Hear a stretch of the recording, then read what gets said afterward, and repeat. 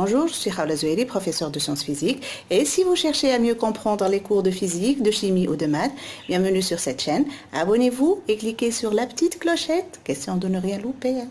Bonjour tout le monde, je vous retrouve dans une nouvelle vidéo pour faire un exercice sur les ondes mécaniques progressives.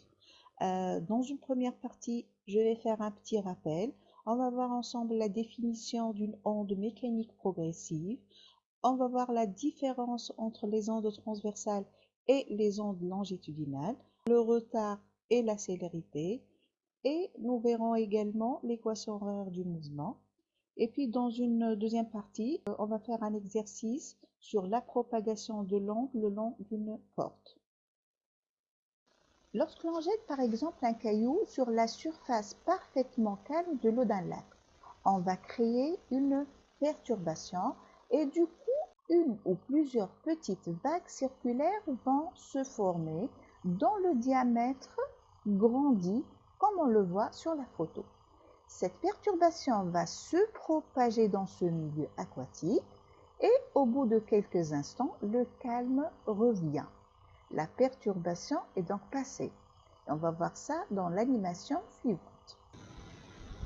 Donc ici, tour à tour, chaque point de la surface de l'eau effectue le même déplacement que celui imposé au départ par la pierre ou par la gouttelette d'eau, permettant le déplacement de la perturbation. Maintenant, je passe à la deuxième photo.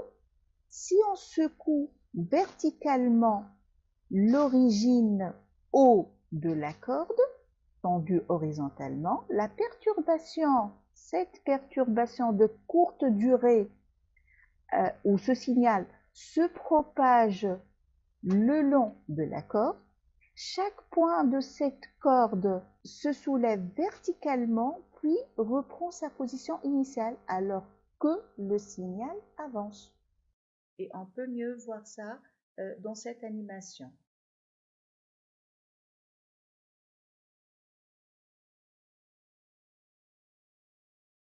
Et maintenant à la troisième photo.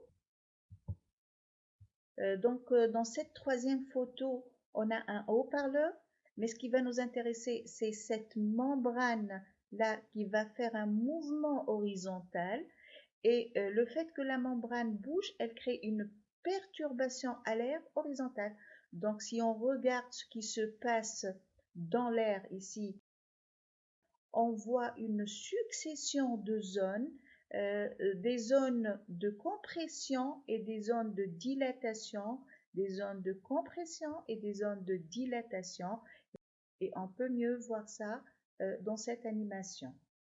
Bon, le haut-parleur ici, il génère un déplacement de particules, des molécules qui constituent l'air. Et ce déplacement de molécules de proche en proche va créer des zones de compression. Ces zones de compression vont entraîner ensuite le mouvement des particules qui sont voisines, qui vont elles-mêmes se déplacer pour créer une nouvelle zone de compression et ainsi de suite. Donc on voit un mouvement qui va se propager depuis la source de l'onde jusqu'à notre oreille dans le cas d'une onde sonore. Je passe maintenant à un autre point. Si je prends ce bateau-là, ce bateau est soulevé par cette vague, mais il n'est pas emporté avec elle. Donc, il n'est pas emporté avec elle sur tout son trajet horizontal. Il se déplace seulement verticalement, mais il reste au même niveau. Donc, il n'est pas emporté avec la vague. Le bateau bouge localement, verticalement, mais revient à sa position initiale après passage de l'onde. Donc, cette perturbation qui se propage, elle a modifié la position du bateau, le bateau ici déplacé verticalement. Donc cette perturbation, elle possède de l'énergie. Ensuite, le bateau déplacé retourne à sa place initiale. L'onde ne le transporte pas avec elle. Donc l'onde a transporté l'énergie, mais elle n'a pas transporté la matière. Du coup, on peut maintenant dire que une onde mécanique progressive est une perturbation qui se propage dans un milieu élastique sans transport de matière mais avec transport d'énergie.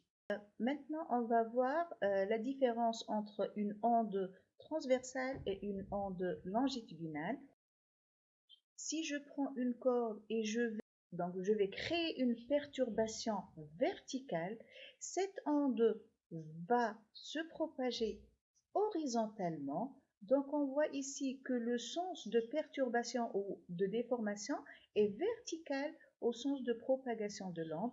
Donc on va appeler cette onde une onde transversale. Mais si je prends par exemple le ressort, je fais une petite compression de 2 ou 3 spires et puis je relâche. Donc cette déformation, elle est horizontale et la propagation de l'onde le long du ressort va être horizontale. Donc la propagation de l'onde et le sens de déformation sont parallèles. Donc cette onde est une onde longitudinale. Donc on va appeler cette onde une onde longitudinale. Donc si la perturbation se produit dans une direction perpendiculaire à la direction de propagation de l'onde, on dit que cette onde est transversale. Mais si la perturbation se produit dans la même direction que la propagation, l'onde est dite longitudinale. On va voir maintenant quelques caractéristiques qui vont qualifier une onde et je vais commencer par la notion du retard. Imaginons une onde qui se propage le long d'une corde et deux points sur cette corde qui sont représentés par le point A et le point B. On voit que la perturbation à cet instant TA atteint le point A. Un petit peu plus tard, l'onde atteint le point B à un instant TB par exemple. Eh bien, qu'est-ce que c'est que le retard? C'est tout simplement le temps qu'a mis l'onde pour passer du point A vers le point B. Donc, si je veux calculer ce retard, c'est tout simplement TB moins TA. Maintenant, autre grandeur qui caractérise la propagation des ondes, c'est la célérité. En fait, la célérité, c'est le nom qu'on donne à la vitesse, car l'onde, c'est pas quelque chose de matériel. Donc, pour calculer cette célérité, on a besoin d'une distance et d'un temps.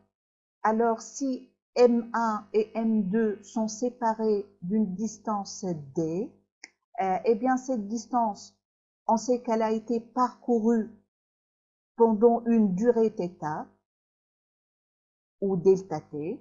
Donc, C a pour expression C égale D sur θ. Donc, je peux dire maintenant que la célérité d'une onde et la vitesse de déplacement de la perturbation, elle est égale au rapport de la distance parcourue par l'onde sur la durée delta t qui est nécessaire pour la parcourir. Donc, C égale à D sur delta t. La distance, elle est exprimée en mètres, T est exprimée en secondes et la célérité, elle est exprimée en mètres secondes moins 1. Je vais passer maintenant à l'étude mathématique d'une onde progressive et pour comprendre ça, je vais passer par un modèle. Ce modèle qu'on va utiliser, c'est celui d'une corde et un point au bout de la corde qui oscille. L'amplitude est constante, il n'y a pas d'énergie perdue en chemin. Donc on va appeler S le bout de la corde, c'est le point qui oscille en premier lieu. Et on va étudier l'évolution de la position d'un point M quelconque sur la corde ou de la corde. L'évolution de ce point en fonction du temps. On a S, le point S qui oscille, donc on peut dire que la position de S en fonction de temps s'écrit YS de t égale à A multiplié par sinus oméga t plus phi s, avec phi s, c'est la phase initiale. Maintenant, on peut se poser la question, comment va osciller le point M? Eh bien, M, il va reproduire le même mouvement que S avec un petit retard. Donc, un point M de la corde reproduit intégralement le mouvement de la source S avec un retard temporel θ.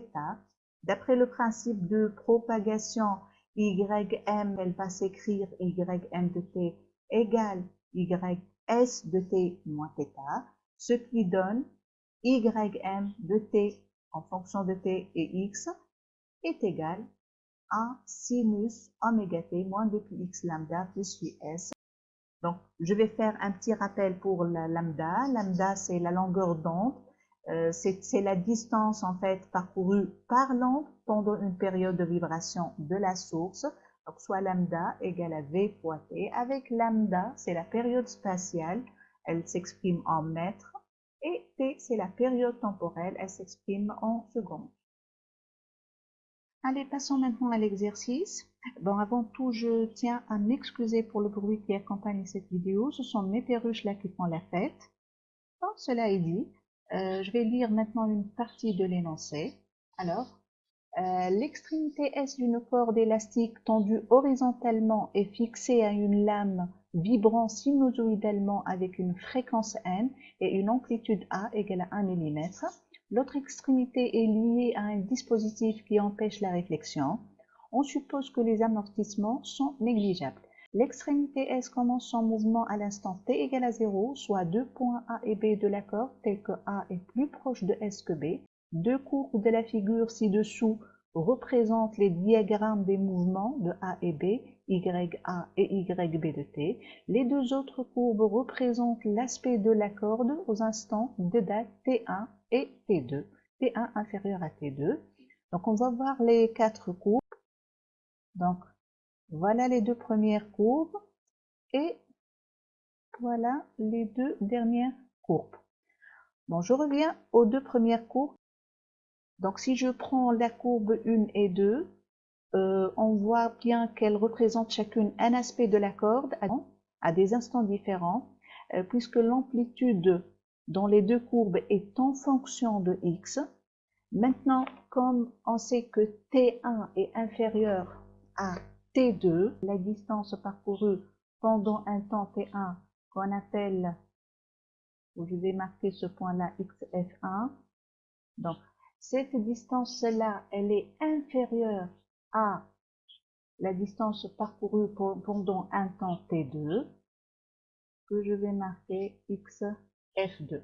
Donc on peut écrire que la courbe 1, premièrement, courbe 1, donc elle correspond, c'est l'aspect de la corde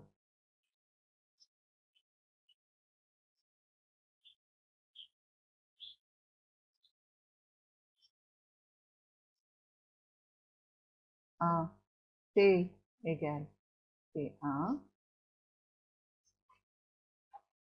et courbe 2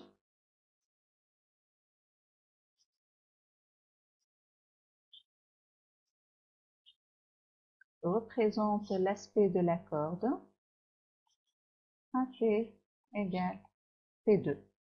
Donc, puisque T1 est inférieur à T2.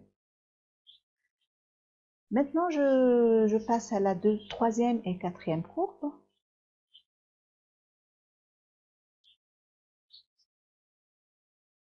Bon, ici, on voit bien qu'il s'agit de diagrammes de mouvement, puisqu'elles représentent toutes les deux la variation de l'élongation par rapport au temps.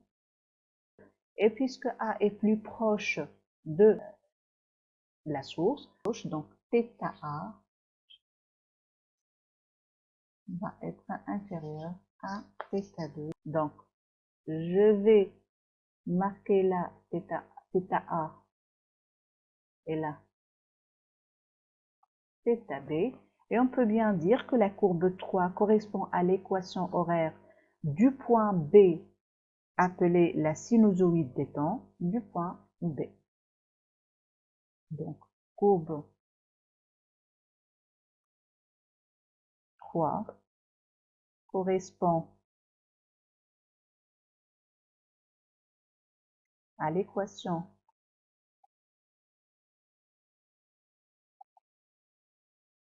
horaire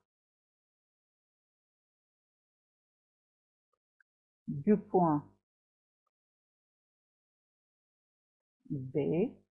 Donc, on note la sinusoïde des temps, le point B, et la courbe 4 correspond horaire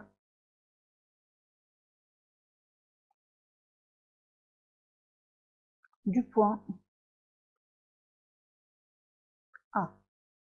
Question 2.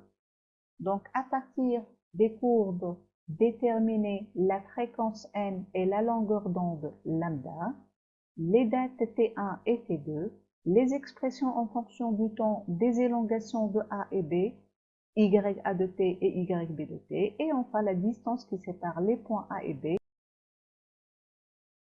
et celle qui sépare les points A et S. Donc, on va commencer par chercher la fréquence n et la longueur d'onde lambda. Donc, je vais revenir à la courbe 3 pour chercher la fréquence n, puisque on a les deux amplitudes qui se succèdent, sont séparées par 4 carreaux. Donc, maintenant, deuxièmement, petit a. Donc, on a les deux amplitudes qui se succèdent sont séparées par 4 carreaux, avec chaque carreau 5 10 moins 3 secondes.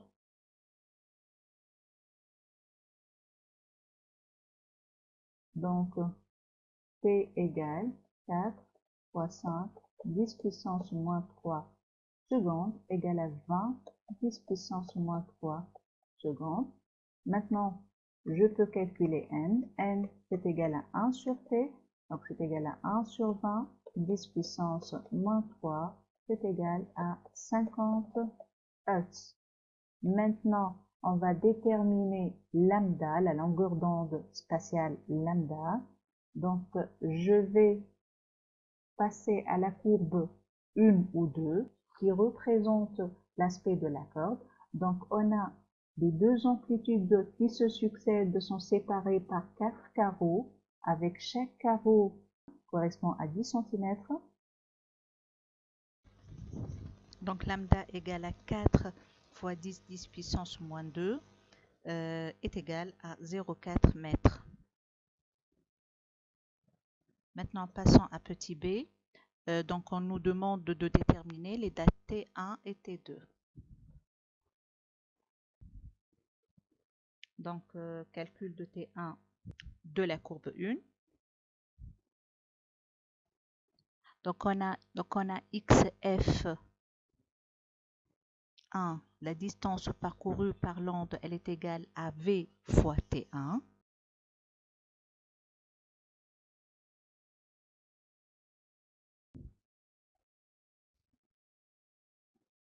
Donc, ça, c'est XF1. Ça, c'est le point, c'est le front d'onde. Donc, j'ai dit que XF1 est égal à V fois T1, qui est égal à 1,5 lambda. Donc, T1 est égal à 1,5 lambda sur V. Or, on sait que V égale à lambda sur T ou lambda fois N. Donc, je vais remplacer dans T1. Donc, T1 est égal à 1,5 lambda sur lambda fois N. Donc, on peut simplifier. On aura V est égal à 1,5 sur N ou 1,5 fois T. Donc, tout calcul fait, on trouve T1 est égal à 3 10 puissance moins 2 secondes. Maintenant, on va calculer le temps T2. Donc, de la même façon, on va écrire XF2. Donc, ça, c'est XF2, c'est la distance parcourue par l'onde. Donc, on va écrire XF2 égale à VT2, qui est égal à 2,5 lambda. Donc, cette distance est égale à 2,5 lambda. Donc, T2 est égal à 2,5 lambda sur V.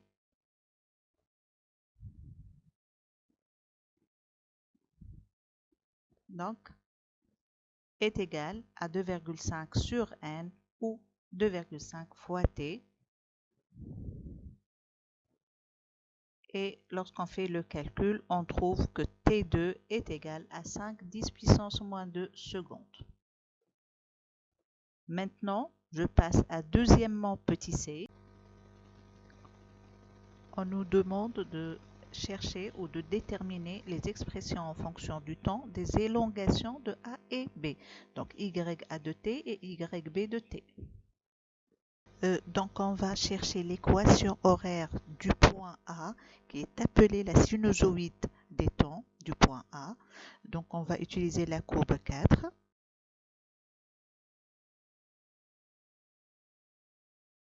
Le point A est en mouvement rectiligne sinusoïdal d'équation horaire YA de t égale à A sinus oméga t plus phi A puisque c'est une sinusoïde avec A égale à 10 puissance moins 3 et oméga égale à 2 pi n et oméga égale à 2 pi n qui est égal à 100 pi radian seconde moins 1.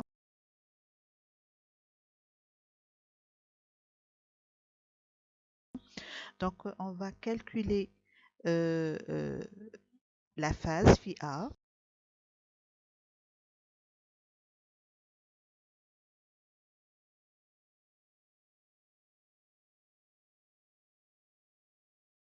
AT égale à 1,75 t, YA est égal à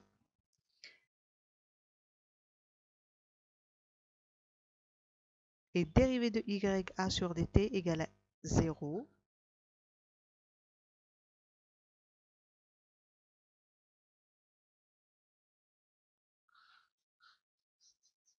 Donc A est égal à A sinus 2 pi sur t fois 1,75 t plus phi A. Si je fais une simplification, on trouve 1 égale à sinus 3,5 pi plus phi A. Donc on a simplifié par A et par t. Donc 1 égale à sinus moins pi sur 2. Donc on a trouvé 3,5 pi moins 4 pi. On trouve moins pi sur 2 plus phi A. Donc phi A est égal à pi radian.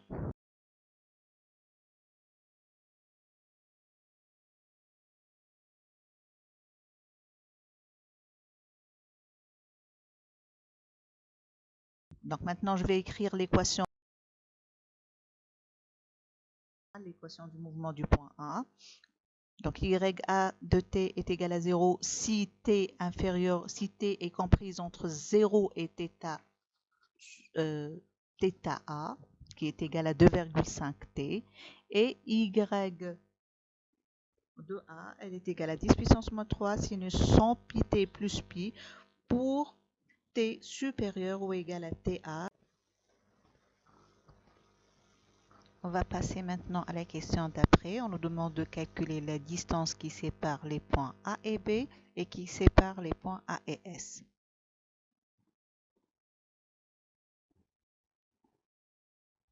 On va chercher la distance AB. Donc là, je reviens aux courbes.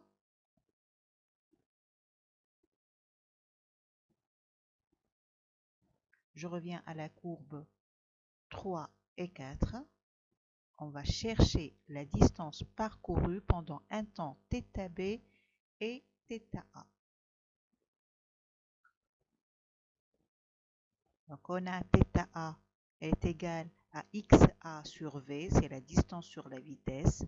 Donc je vais multiplier en haut et en bas par T, par la période, ce qui nous donne XA fois T sur lambda.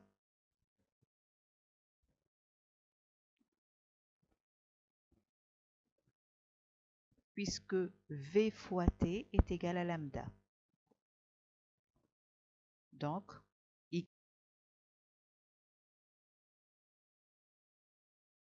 XA est égal à lambda sur T fois θA, ou θA fois lambda sur T.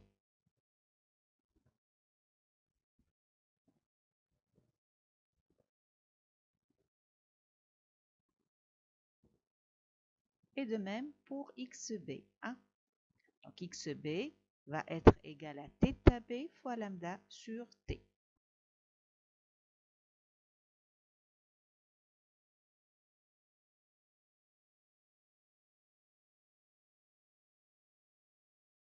Maintenant, pour chercher la distance,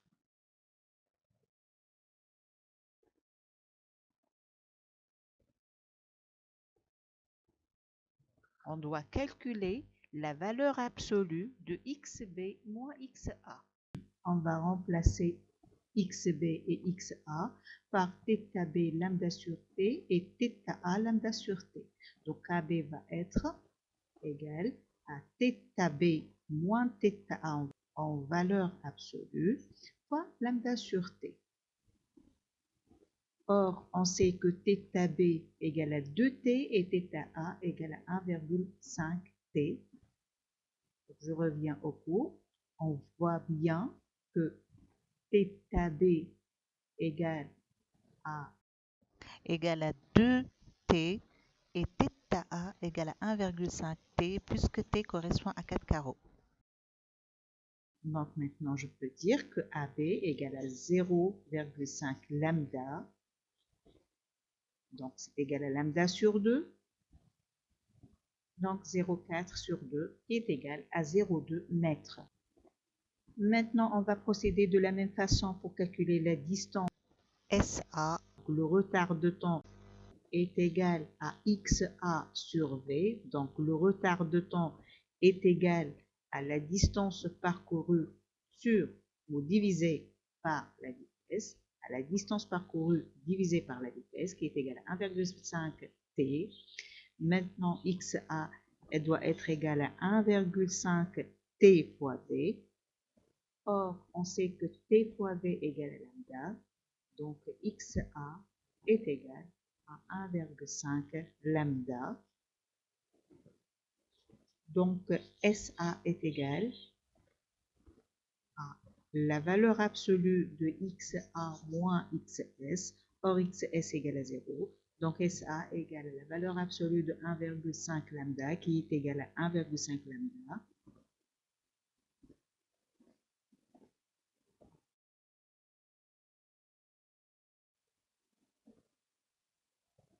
En remplaçant par les valeurs, on trouve SA égale 1,5 fois 0,4 et la valeur de lambda est égale à 0,6 mètres.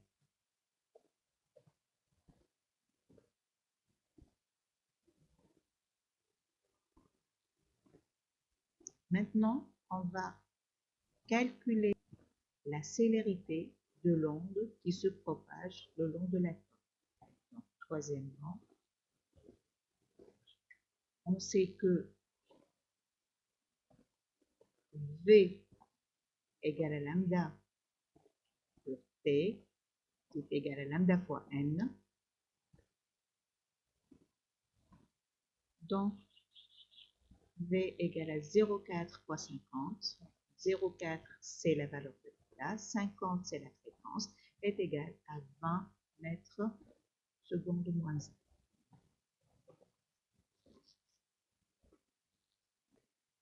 Je passe maintenant à la quatrième question. Établir l'équation horaire de la source S. C'est que le point B de la corde reproduit le même mouvement de la source après le retard θB.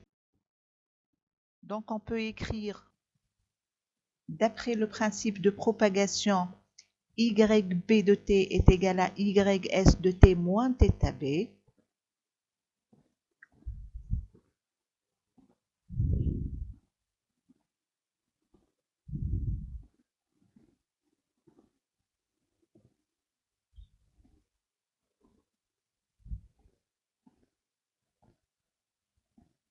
Donc on peut YS de t qui est égal à YB de t plus θB.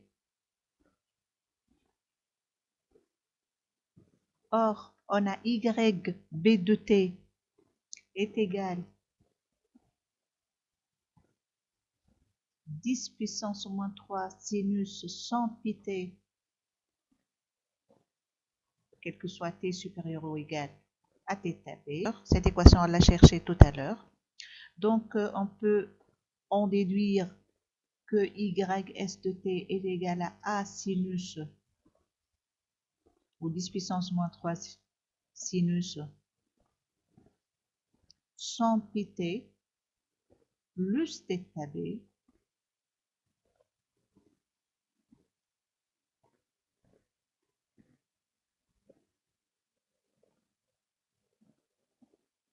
donc ys de t égale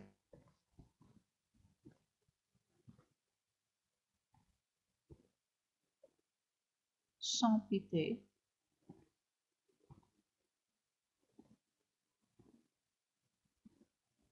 plus 2pi sur t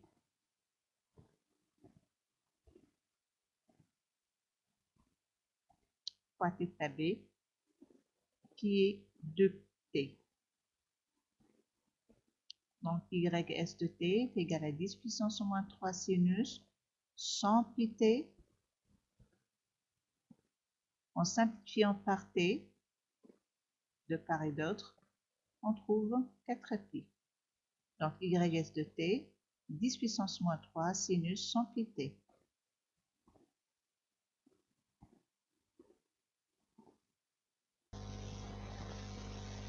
Passons maintenant à la cinquième question. Donc, représenter l'aspect de la corde à l'instant de date t3 égale à 0,06 secondes. Donc, aspect de la corde à l'instant t3 qui est égal à 0,06 secondes. Bon, on a dit que t3 est égal à 0,06 secondes. Donc, je vais multiplier par t et je vais diviser par la valeur de t qui est 2,10 puissance moins 2. Donc, on va trouver t3 égale à 3t, 3 périodes temporelles. Maintenant, on va écrire l'équation de l'aspect de la corde. Donc, l'amplitude en fonction de x. Ym de x, elle est égale à 10 puissance moins 3 sinus 2pi sur t qui est 100 pi fois t1, 0,06. Plus 0, c'est phi s, moins 2πx sur lambda, lambda qui est égal à 0,4. Maintenant, en simplifiant cette écriture, on va trouver que ym de x égale à 10 puissance moins 3 sinus moins 5πx plus 6pi. Donc, on peut l'éliminer. Donc, ym de x est égal à 10 puissance moins 3 sinus 5πx plus pi, quel que soit x inférieur à xf. Maintenant, cherchons la distance xf3 parcourue par l'onde à l'instant t3. Donc, xf3, elle est égale à la vitesse fois le temps. Donc, v fois t3 qui est égal à 20 fois 0,06 est égal à 3 lambda. Donc, si je multiplie par lambda et je divise par 0,4. Donc, xf égale à 3 lambda. Pour conclure, maintenant, je vais écrire l'équation de l'aspect de la corde. Donc, ym de x, elle est égale à 10 puissance moins 3 sinus 5πx plus pi pour x compris entre 0 et xf. Et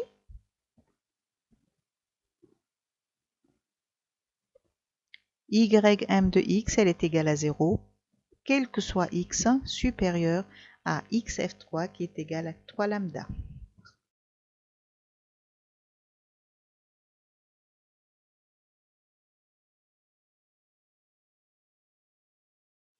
Maintenant, on va représenter l'aspect de la corde à cet instant. Donc ça, c'est l'axe des y, ça, c'est l'axe des x. Je vais prendre comme unité lambda. Donc, on a lambda, 2 lambda, 3 lambda. Donc, xf correspond à 3 lambda.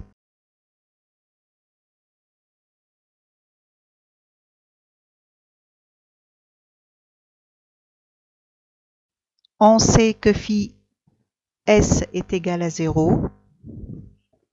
Donc, l'alternance qui précède le point, le front d'onde, est positif. Donc, on va schématiser l'aspect de la corde de cette façon-là. Bon, la sinusoïde n'est pas très correcte, mais bon, hein, je fais ce que je peux avec la tablette. Maintenant, à la question d'après. Donc, déterminer les points de la corde ayant à l'instant T3 égale à 0,06 secondes, une élongation Y égale à moins A sur 2 et se déplaçant dans le sens négatif. Donc, les conditions de cette question sont le temps qui est à 0,06 secondes, YP doit être égal à moins A sur 2 et la vitesse doit être négative. Donc, je vais faire un petit rappel pour l'équation en fonction de x et de t. Donc, y de m en fonction de x et de t, elle est égale à a sinus 2pi nt moins 2pi x sur lambda plus phi s, qui dans notre cas est égal à 0. Donc, je vais remplacer par les conditions. Donc, moins a sur 2 est égal à a sinus 2pi nt moins 2pi x sur lambda qui est égal à 0,4 plus phi s qui est égal à 0.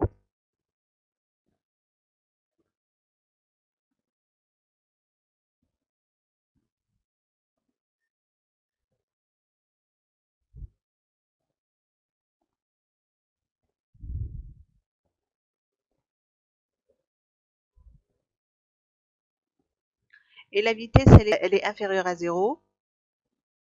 Donc, on doit faire la dérivée. Bon, ce 0-là n'a aucun sens.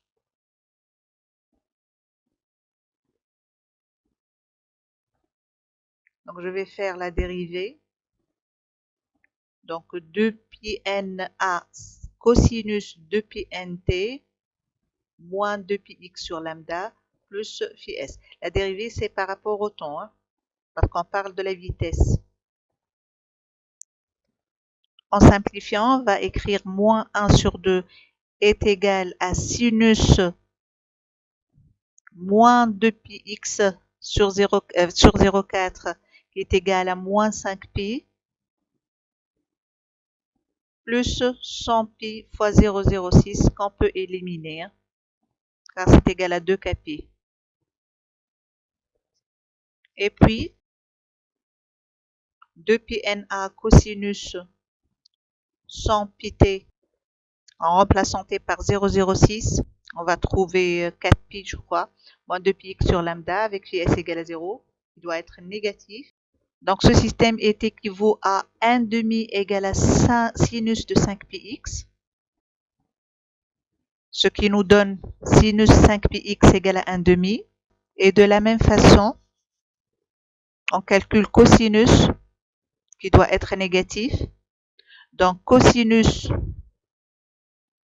moins 2pi x sur lambda, qui est égal à moins 5pi x, est égal à cosinus de 5pi x, car ce cosinus de moins x est égal à cosinus x, doit être négatif. Donc, on peut dire que 5pi x là est égal à 5pi sur 6 plus 2 kpi,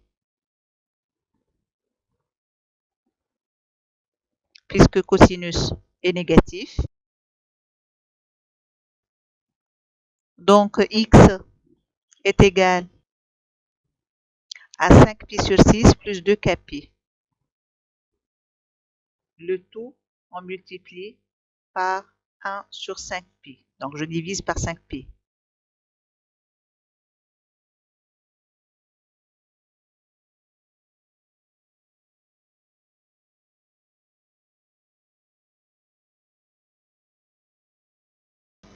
Donc, en simplifiant, on trouve que x est égal à 1/6 plus 2/5 de k.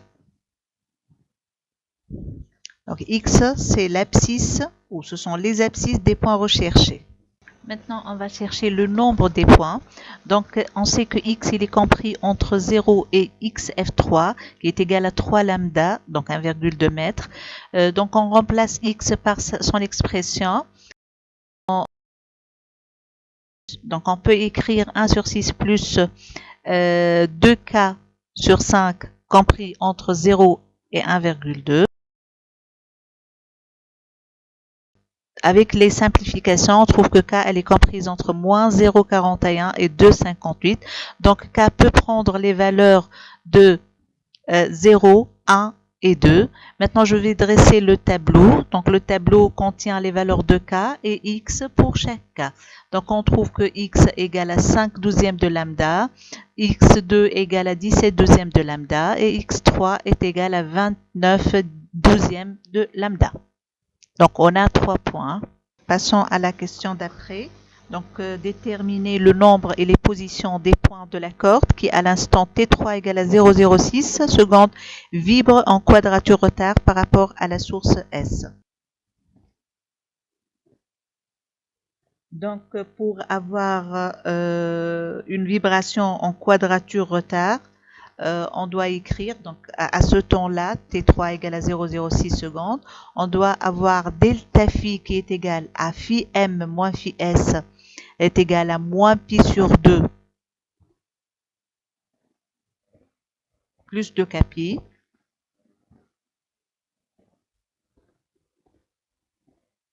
Donc si je mets pi sur 2 en facteur, on trouve pi sur 2 facteur de 4k moins 1. Donc delta phi égale à pi sur 2 facteur de 4k moins 1. Et on sait que delta phi égale à moins 2 pi x sur lambda. Donc on peut écrire pi sur 2 facteur de 4k moins 1 égale à moins 2 pi x sur lambda. En simplifiant par pi des deux côtés, on peut écrire 4k moins 1 est égal à moins 4x sur lambda. Donc, x égale lambda sur 4, facteur de 1 moins 4k.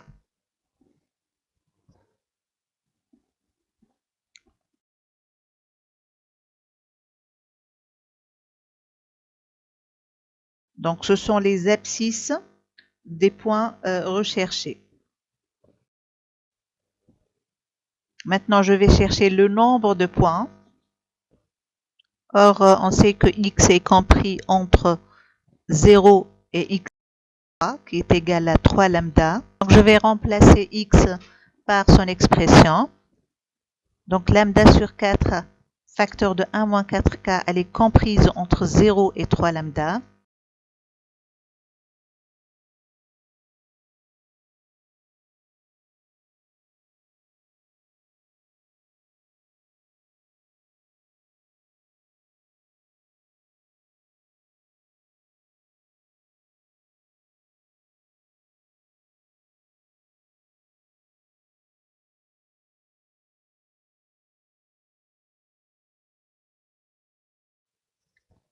Et après toutes les simplifications, on trouve que k, elle est comprise entre moins 11 quatrièmes et 1 quart. Donc k, elle est comprise entre moins 2,75 et 0,25.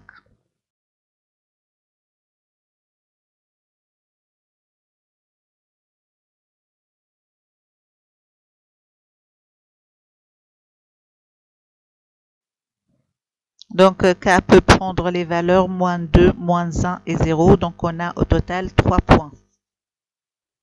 Donc, on a dit que x égale 1 moins 4k lambda sur 4. Et k, elle peut prendre les valeurs de moins 2, moins 1 et 0. Donc, on va calculer x, on va chercher x pour chaque valeur de k. Donc, on va prendre k, 0, moins 1 et moins 2. Donc, pour k égale à 0, je suis désolée, c'est 4 là. Donc, le point M1 d'abscisse lambda sur 4. Si je remplace k par moins 1, on va trouver un deuxième point x2 qui est égal à 5 lambda sur 4.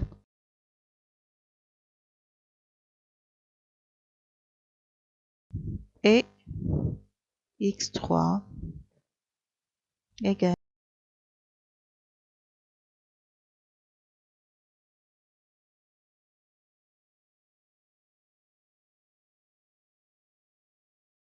9 lambda sur 4. Donc, je passe à la 6e question, petit a.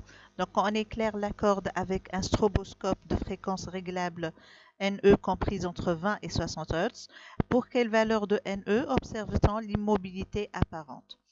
Donc, on sait qu'on a une immobilité apparente lorsque N sur NE est égal à K. Donc, on sait que NE, elle est comprise entre 20 et 60 Hz. Donc, si je remplace NE par son expression, donc N sur K, elle va être comprise entre 20 et 60.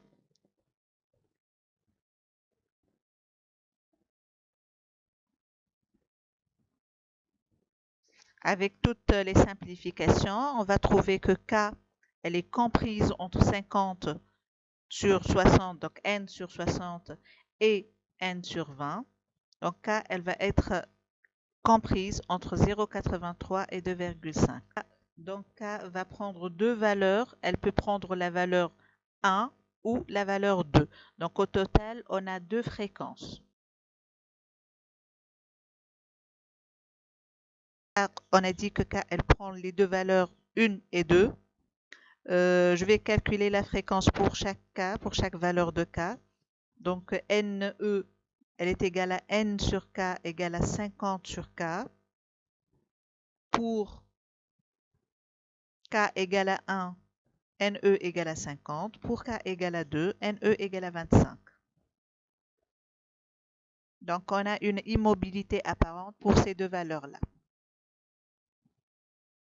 Maintenant, je passe à la dernière question. Qu'observe-t-on pour NE égale à 49 Hz, NE égale à 51 Hz et NE égale à 24 Hz? Eh bien, on va fixer NE à 49 Hz. On effectue le rapport N sur NE. Ça va être égal à 50 sur 49, c'est égal à 1,02. C'est une valeur qui est légèrement supérieure. Donc, on va observer un mouvement de ralenti apparent dans le sens réel. Donc, les ondes, ils vont s'éloigner de la source. Maintenant, je vais fixer NE à 51 Hz. On va faire le rapport de N sur NE.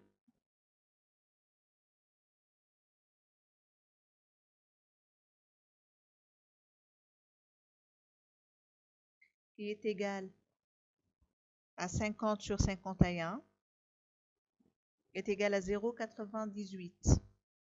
Donc, c'est une valeur qui est légèrement inférieure à 1.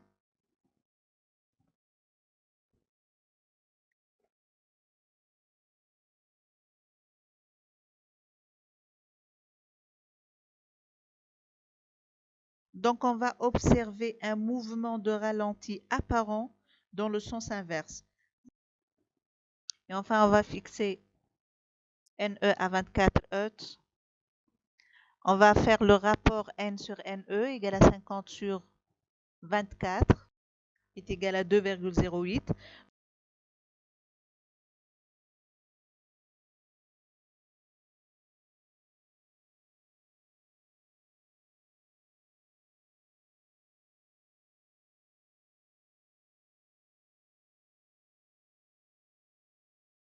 Donc, on observe un mouvement de ralenti apparent dans le sens réel.